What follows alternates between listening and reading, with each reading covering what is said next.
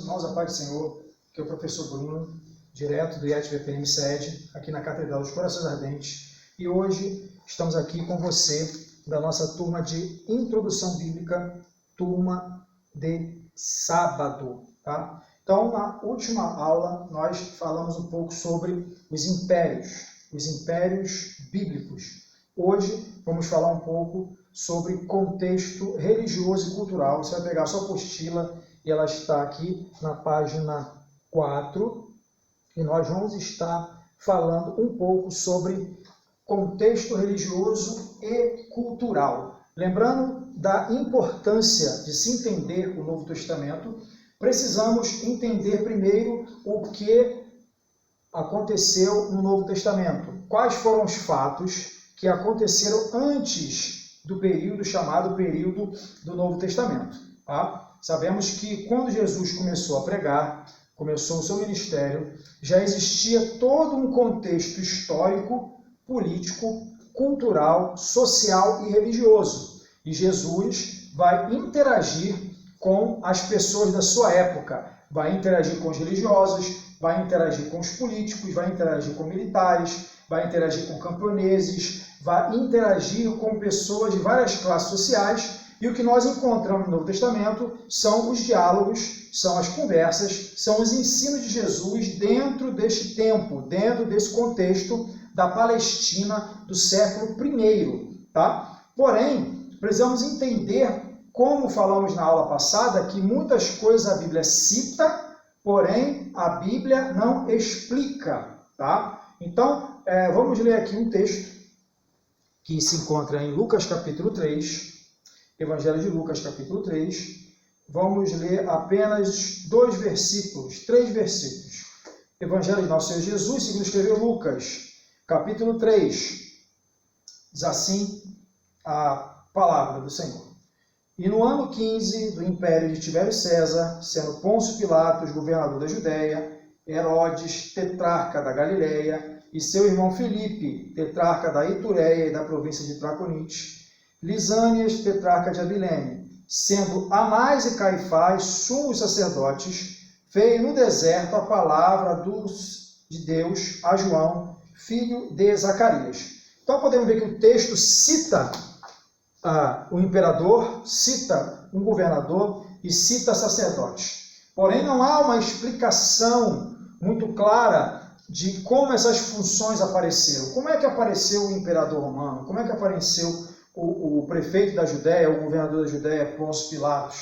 Como que apareceu a figura dos sumos sacerdotes? De que forma isso aconteceu? A Bíblia fala, certa vez Jesus estava discutindo com os fariseus e com os saduceus, discutindo com os fariseus acerca do divórcio e discutindo com os saduceus acerca da ressurreição. A Bíblia cita esse diálogo entre Jesus e os fariseus sobre a questão do divórcio. E a Bíblia cita o diálogo de Jesus e os saduceus acerca da ressurreição. Porém, a Bíblia não explica como surgiram os fariseus e como surgiram os saduceus. Então, aqui na nossa apostila, na página 4, alterações religiosas. Vamos entender o seguinte. Os exércitos de Alexandre, o Grande, introduziram a influência cultural do helenismo, ou seja, cultura e pensamento grego, quando tomaram a Palestina. Exigiram que os judeus adotassem a língua e os costumes gregos. Eruditos judeus passaram a ler a filosofia nas bibliotecas de Alexandria e outras cidades. Os eruditos judeus abraçaram a filosofia grega, entendendo que a lógica grega os ajudaria a explicar as complexas tradições rabínicas. A intenção de Alexandre era mais do que conquistar o mundo. Ele queria espalhar a cultura grega por toda parte.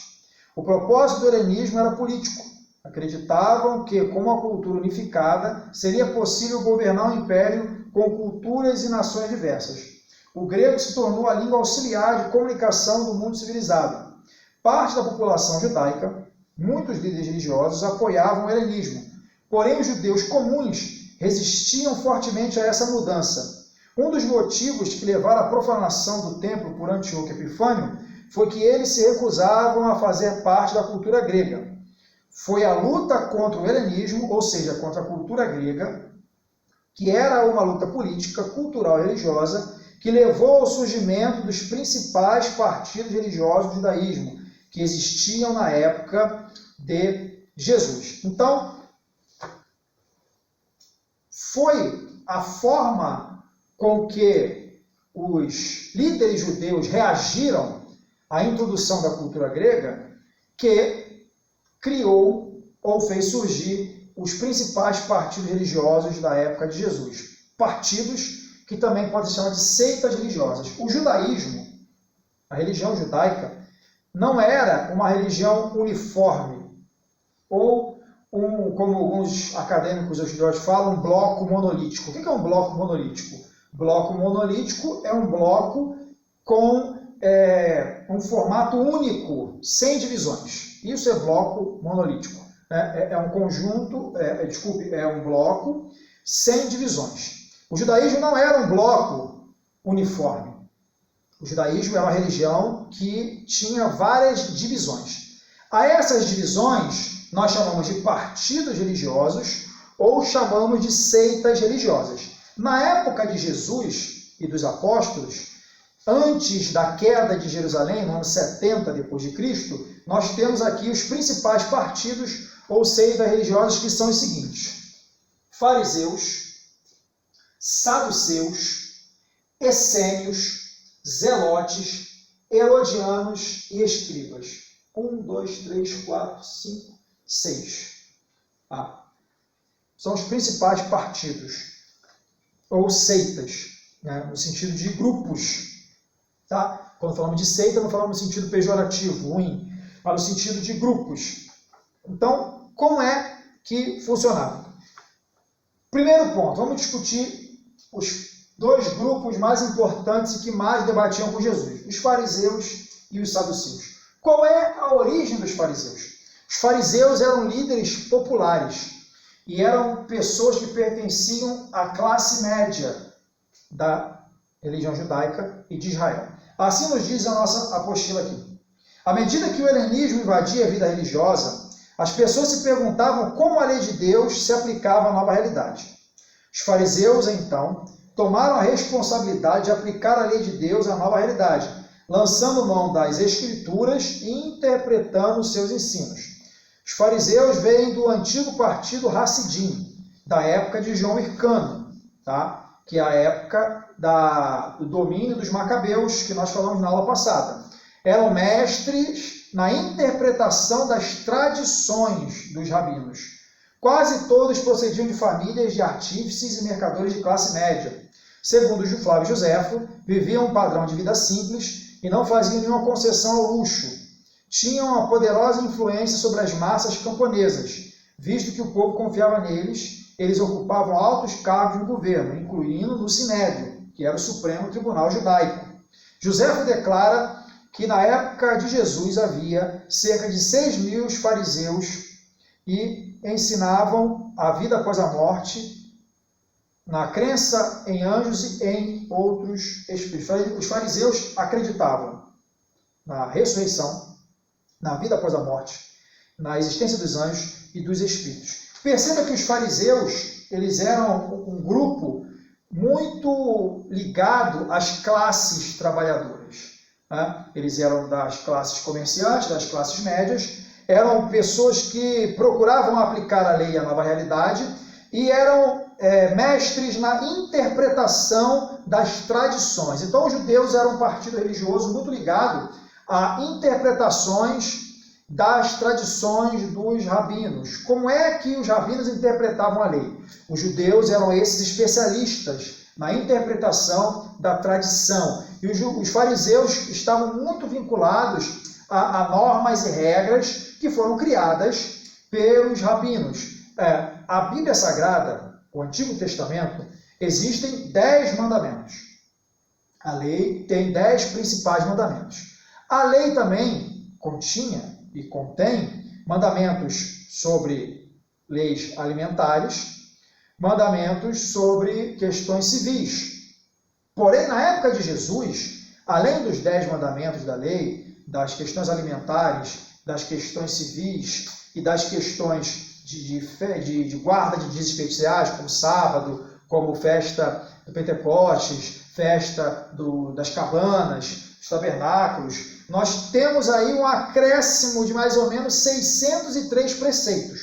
Tá? Quando Jesus discute sobre a tradição dos anciãos, que os religiosos judeus anulavam o mandamento divino por causa da tradição, Jesus está criticando não a lei, Jesus não está criticando o Antigo Testamento, Jesus está criticando a interpretação que esses estudiosos estavam fazendo e que era uma interpretação equivocada. Quando Jesus fala sobre a guarda do sábado, que eles pegavam um animal que caía no buraco, mas não queria ajudar uma pessoa, não podia curar uma pessoa no sábado, não podia se alimentar no sábado. Jesus disse que o mandamento do sábado foi criado por causa do homem, e não o homem por causa do sábado. Então, na época de Jesus, haviam várias interpretações e várias tradições que procuravam explicar a lei. Foi contra essas tradições e essas interpretações erradas que Jesus se levanta e critica. Os fariseus eram especialistas nas tradições, especialistas nos modos de interpretar a lei. Eles eram esses homens. Eram pessoas que não viviam no luxo, eram pessoas que tinham profissões, que trabalhavam, e eram pessoas muito vinculadas às sinagogas. Enquanto os saduceus eram mais vinculados ao templo, os fariseus eram mais vinculados às sinagogas. Vamos para o segundo grupo. O segundo grupo mais importante da época de Jesus é chamado saduceus. Tá? Diferente dos fariseus, os saduceus não acreditavam nem em anjo, nem em espírito, nem em julgamento final e nem em ressurreição. Vamos ver alguns detalhes aqui. Saduceus. A palavra saduceu, segundo os eruditos, significa justo, que vem do nome sacerdotal de Zadok, uma vez que eles estavam ligados ao sacerdócio do templo.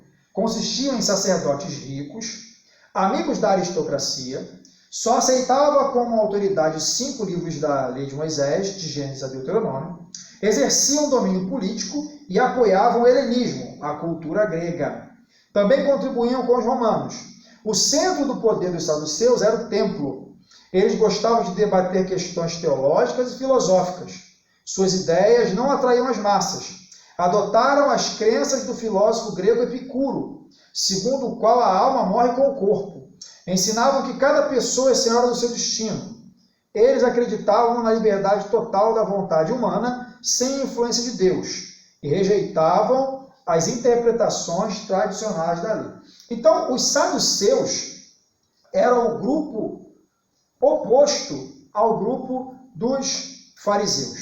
Enquanto os fariseus eram mais tradicionais na interpretação da lei, enquanto os fariseus eram mais voltados à lei e à tradição dos rabinos, enquanto os fariseus eram mais voltados à cultura judaica, os saduceus, por estarem numa classe social mais abastada, tinham acesso a informações, a estudo mais avançado, e eles começaram a ser influenciados pela cultura grega, chamada cultura helênica, e adotaram pensamentos filosóficos que eram estranhos à lei de Deus.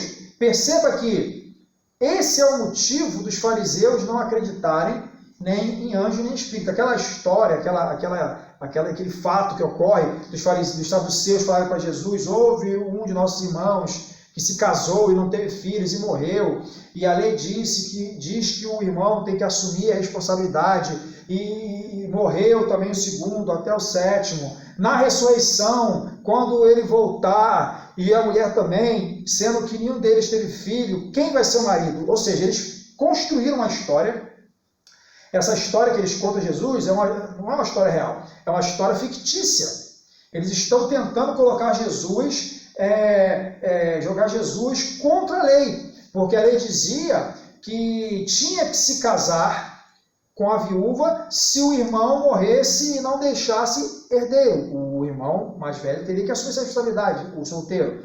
Só que Jesus defendia a ressurreição. Então eles criaram uma história para que causasse problema na interpretação. Então Jesus deu aquela resposta clássica que na ressurreição não se casa nem se dá em casamento, mas serão como os anjos. E Jesus se utiliza de um texto para rebater essa história dos saduceus lá de Êxodo, quando Deus fala com Moisés e fala, eu sou o Deus de Abraão, Isaque e Jacó. Aí Jesus fala, Deus não disse que era, Deus disse que é, porque Deus não é Deus de mortos, é Deus de vivos. Então Jesus se utiliza para contradizer aquela fala dos saduceus, usando o livro que eles acreditavam, de Gênesis a Deuteronômio. Então Jesus pega um trecho de Êxodo e fala para eles, olha, Deus mesmo afirmou que ele não era o Deus de Abraão, ele é o Deus de Abraão, ou seja, eles estão vivos, para Deus todos estão vivos, mortos estão para nós, mas para Deus não tem ninguém morto. Morto no sentido de não existir mais. Para Deus não há essa dificuldade. Por isso que ele disse, eu sou o Deus de Abraão, de Isaque e de Jacó. Deus não é Deus de mortos, Deus é Deus de vivos. Então, essa questão teológica, essa discussão filosófica, os saduceus defendiam essas questões. Por quê? Porque eles foram influenciados pela literatura e pela filosofia grega. Então, vamos dizer que os saduceus eram mais liberais do que os fariseus, ou mais progressistas. Tá? Porém, ambos os grupos faziam parte da religião judaica. Vamos ao terceiro grupo, que é menos conhecido, mas também é importante na época de Jesus. Os essênios. Tá? Vamos lá. Também surgiram no movimento Hassidim, junto com os fariseus. O nome essênio procede de uma palavra hebraica que significa pio ou justo. Eles se consideravam como depositários de mistérios e verdades que governariam a vida de Israel quando o Messias chegasse. A maioria dos essênios viviam em comunidades e lugares desertos, praticavam rituais de purificação física, como batismo e espiritual, eram cuidadosos em evitar se corromper pela sociedade que os cercava, na esperança de que Deus lhes honrasse a fidelidade. Talvez João Batista fizesse parte desse grupo religioso. Segundo Harrison, o essenismo era uma reação ascética, ou seja, uma reação de isolamento do externalismo dos fariseus e do mundanismo dos saduceus. Se afastavam da sociedade, viviam no celibato, davam atenção à leitura e ao estudo das escrituras, à oração e a purificações. Tinham tudo em comum e eram conhecidos por seu trabalho e piedade. Eram contra a guerra e a escravidão. Então, se num extremo nós temos os fariseus, que são aqueles que defendiam as regras e as tradições dos anciãos e dos estudiosos e defendiam as regras restritas da tradição judaica, no outro extremo nós tínhamos os saduceus, que já não acreditavam muito nas tradições judaicas, não acreditavam em anjo, não acreditavam em espírito, não acreditavam em ressurreição, só acreditavam numa parte do Antigo Testamento, de Gênesis e Deuteronômio. Nós temos o grupo de essênios, que nem concordava com os fariseus e nem concordava com os saduceus. Eles reagiram de uma forma a fugir daquele contexto. O grupo chamado essênio decidiu não se contaminar nem com os fariseus, nem com os saduceus, e não se contaminar com a sociedade da sua época.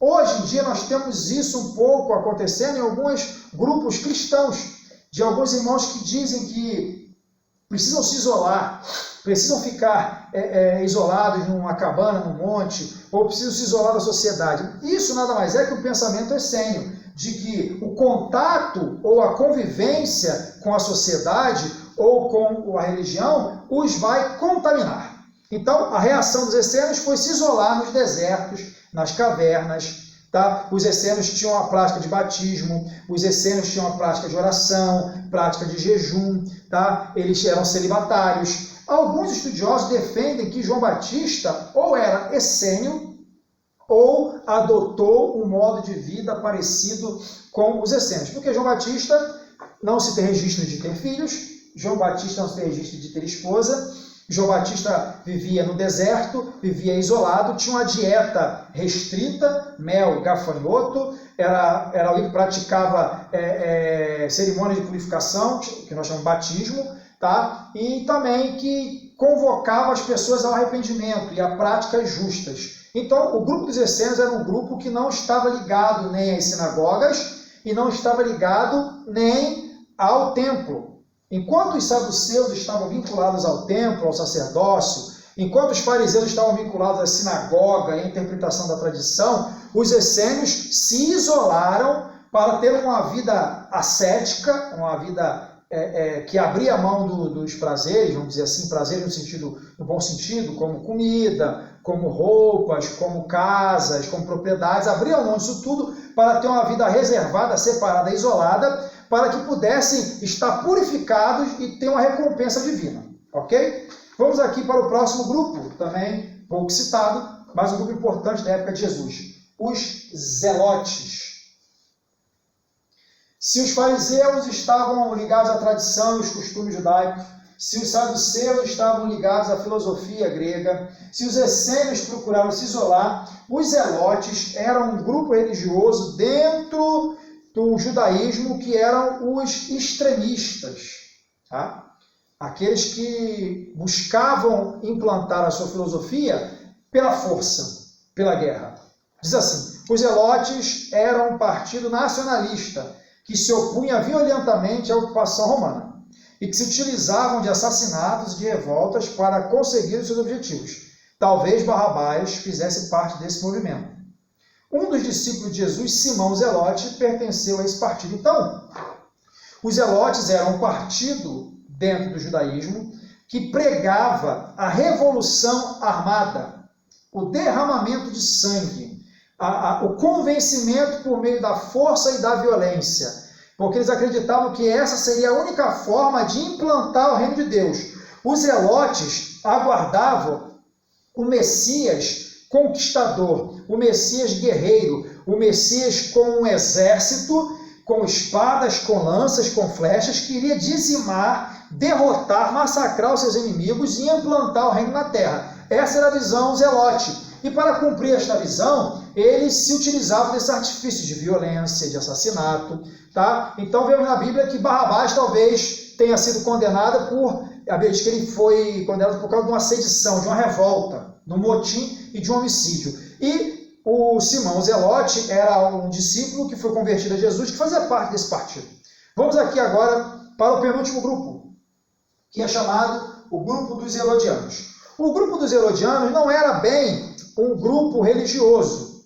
Eram judeus que tinham interesses em defender o judaísmo, mas eles se utilizaram do método da cooperação política. Os herodianos acreditavam que para defender melhor o judaísmo, eles precisavam se aliar ao político, ao poder, ou seja, a Herodes, ao governante. E que se aliando ao governante, se aliando à política, vamos dizer assim, aspas, abre aspas, partidária, eles conseguiriam alcançar o seu objetivo, que seria fazer o judaísmo alcançar destaque. Criam que os interesses do judaísmo melhor se defenderiam com a cooperação com os romanos. A política deles era mais secular do que religiosa, a julgar pelo nome. Teriam apoiado a dinastia herodiana e, portanto, domínio romano. Com efeito, pareciam preferir um governo autônomo e opressivo de Herodes à supervisão dos romanos. Uniram-se aos fariseus na oposição a Jesus. Então, apesar desses grupos, desses partidos religiosos e judeus terem diferenças enormes, quando surgiu um inimigo comum, quando eles perceberam que havia alguém que estava ameaçando o seu poder, a sua influência, todos esses grupos se uniram contra Jesus. Fariseus, saduceus, herodianos, escribas. Todos eles se uniram contra Jesus, porque Jesus, a mensagem de Jesus, ela ia ao encontro ia contra todas as filosofias, tanto o modo de vida que apenas se ocupava em regras para a vida, como a descrença no mundo sobrenatural dos saduceus, como o isolamento total dos essênios, como a violência e o convencimento pela espada dos zelotes, como a questão da união com os políticos para ganhar alguma coisa. O ensino de Jesus vai bater em cima deles todos. Por isso se uniram contra Jesus. O último grupo aqui para nós entendermos a questão do contexto religioso, que é muito importante para o entendimento do Novo Testamento, é a questão dos escribas. Os escribas não eram, estritamente falando, uma seita, mas eram membros de uma profissão. Eram, em primeiro lugar, aqueles que copiavam a lei, tá? Eram considerados autoridades nas escrituras, uma vez que exerciam a função de mestres. Suas ideias eram geralmente iguais às dos fariseus, com os quais frequentemente estavam associados. Os escribas eram aqueles que copiavam os textos sagrados. Eram pessoas que tinham profundo conhecimento do hebraico e também teriam de conhecer o grego, para poder interpretar e traduzir as escrituras sagradas.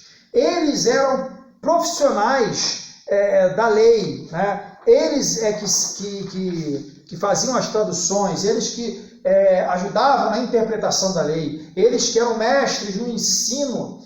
Jesus falou, na cadeira de Moisés estão assentados escribas e fariseus. Eles tinham tomado o lugar da autoridade ali, da lei, só que com o passar do tempo eles passaram de simples profissionais que copiavam textos e passaram a ser intérpretes do texto, mestres da lei e escribas. Eles passaram não só a copiar uma função, mas passaram a ter um papel de interpretação da lei que eles copiavam. Ok? Para finalizar, irmãos, eu gostaria apenas de citar duas coisas muito importantes aqui no estudo do Novo Testamento, que é a questão da sinagoga, do sinédrio e do templo.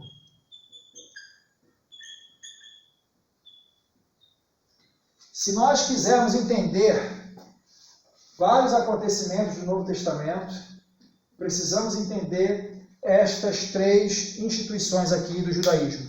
Sinagoga, que foi criada por Esdras, segundo a tradição judaica, quando o povo estava no exílio e não havia templo, eles mantiveram a sua identidade religiosa através da sinagoga, que era o local de circuncisão, o local de batismo de prosélitos e era o local de se ensinar a lei. Tá? O sinédrio, que é chamado o Supremo Tribunal Religioso dos Judeus, composto por 70 ou 71 membros, sendo eles sacerdotes, fariseus e escribas, que julgavam todas as questões religiosas e sociais do judaísmo, e o templo, que era o centro da religião judaica. Tá? O templo era o centro da religião judaica.